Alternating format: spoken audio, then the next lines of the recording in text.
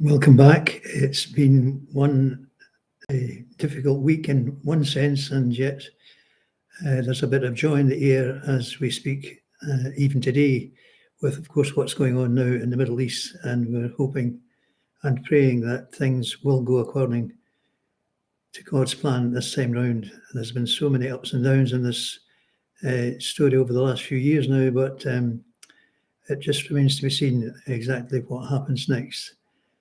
Well, again, introduce myself as the Reverend John Mitchell, retired minister of the Church of Scotland. Welcome to my latest service with you online. For me, it's been a quick week for, as they say, time and tide waits for no man. That old saying, time and tide wait for no man. It's an English proverb meaning that time is constantly passing and opportunities are fleeting. One must act decisively without delay. The phrase emphasizes that human efforts cannot stop the passage of time, nor can they control the natural phenomenon of the sea's tides.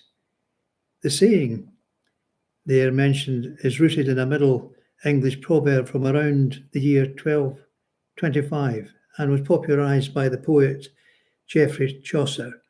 And that, as I say, was back in the 14th century, though the modern version of the proverb's wording has slightly evolved over time. Why it's important?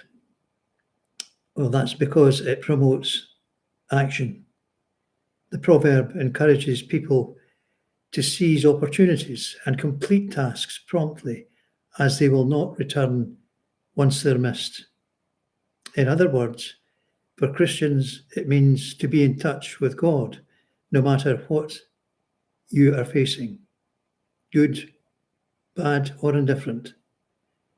So prayer time, as I've been saying for so many weeks now, should not be a waste of time, but something valuable and certainly a part of our daily affairs.